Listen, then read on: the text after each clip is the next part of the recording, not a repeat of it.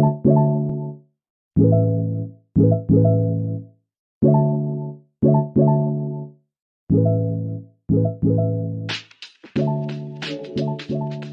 back to A320 Knowledge, your trusted source for Airbus expertise. Today, we're diving into the final part of our masterclass on low visibility operations. In today's tutorial, we'll explore the following: how to effectively manage a range of failures during the critical final stages of the approach, which system downgrades require an immediate go-around and which do not, and the key system capabilities that support low visibility operations, even in the event of a downgrade.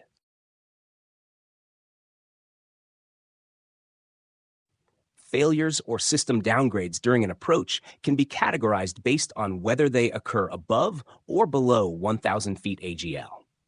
If a failure happens above 1,000 feet, the approach may be continued as long as all ECAM actions are completed, the crew has conducted an updated briefing, and the reported RVR meets the required minima. However, if a failure occurs below 1,000 feet, a go-around must be performed in cases where a caution, single chime, or a degradation of landing capability is indicated. As always, if the system does not perform correctly or sufficient visual references are unavailable, a go-around is mandatory. During an approach, there are three possible responses to a system failure: continuing to the planned minima, reverting to a higher minima with a new decision height above 1,000 feet, or executing a go-around to reassess the aircraft's capability. The appropriate response depends on the nature of the failure and when it occurs. If a failure happens above 1,000 feet AGL, the approach may continue with a revised decision height, provided the required conditions are met. Below 1,000 feet and down to the alert height in a Cat 3 dual approach, any failure requires a go-around, followed by an assessment of the aircraft's capability. If suitable, another approach can then be attempted using the appropriate minima for the aircraft's current status. Failures below 1,000 feet leave little time for the crew to conduct system switching, verify aircraft configuration, and brief for new minima.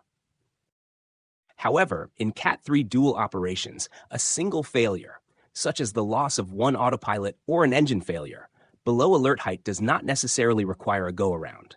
A go-around is only required if an auto-land warning is triggered. Failures fall into two categories: those that result in a capability downgrade, which are indicated by changes on the FMA, an ECAM message, and a triple-click audio warning, and those that do not trigger a downgrade, but are indicated by other alerts such as flags, ECAM warnings, or amber cautions with associated audio warnings. Some failures may trigger both ECAM warnings and a capability downgrade. If a failure occurs above 1,000 feet, a downgrade in approach capability is permitted under specific conditions. Transitioning from Cat 3 to Cat 2 is allowed only if ECAM actions are completed.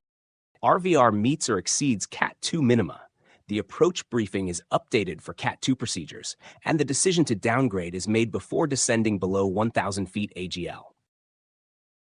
Similarly, downgrading from Cat 2 to Cat 1 is allowed if ECAM actions are complete, at least one flight director is available. RVR meets Cat 1 minima, the briefing is updated for Cat 1 procedures, and the downgrade decision is made above 1,000 feet AGL. Switching from one autopilot to another before reaching 1,000 feet AGL is permitted. Below 1,000 feet but above the decision height for Cat 2 or Cat 3 single, or above the alert height for Cat 3 dual, a go-around is required in the event of an alpha floor activation, the loss of autopilot, the cavalry charge, a capability downgrade, a triple click, an amber caution, a single chime, or an engine failure. If the flight warning computer detects a nose wheel steering fault, the aircraft is automatically downgraded to Category 3A. If the nose wheel steering is inoperative, the autopilot must be disconnected at touchdown, and since rollout guidance is not available, the mid and stop-end RVR minima revert to 125 meters. If there is an anti-skid or nose wheel steering failure after touchdown, the autopilot must be disconnected and manual control taken. following an engine failure. An automatic landing is approved, provided all engine failure procedures have been completed by 1,000 feet above aerodrome elevation. The A320 limitations ensure that configuration full is used. However, the aircraft is certified for both configuration 3 and full when operating on a single engine. If an ILS ground transmitter fails, the corresponding index is lost, and the flight director bars and deviation scales will flash. But the glide slope and localizer indications will remain for a short period, allowing time for standby equipment to take over.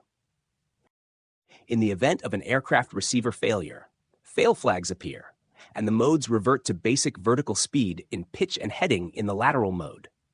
The flight director bars remain, but the autopilot will trip off, causing a capability downgrade and triggering a triple-click audio alert. Below 200 feet, the auto land warning light is armed when in land mode.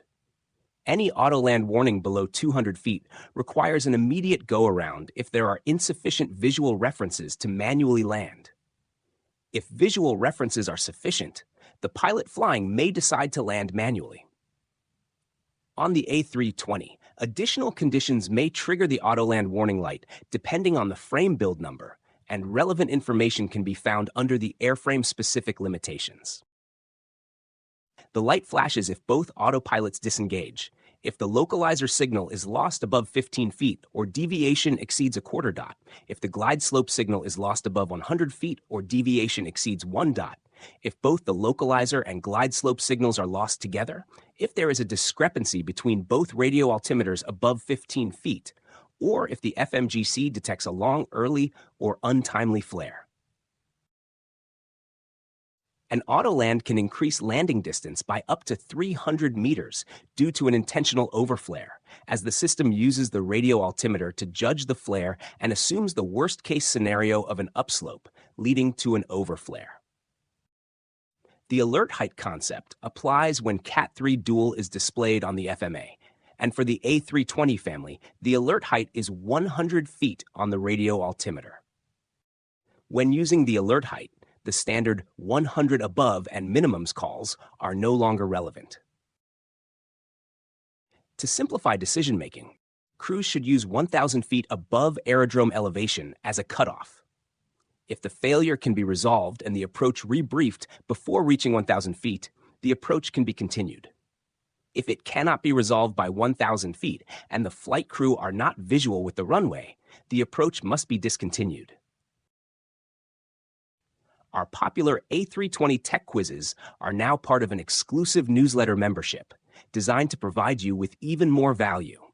As a member, you'll receive 4 brand new A320 tech quizzes every month, one each Monday, delivered straight to your inbox. You'll also receive exclusive deep dives into A320 systems, procedures, and techniques that go beyond this YouTube content. And you'll also gain access to bonus content and other surprises to keep your knowledge fresh and up to date. If you're interested, click the link in the description or scan the QR code on screen to sign up today. Thanks for tuning in, and let's take your A320 knowledge to the next level.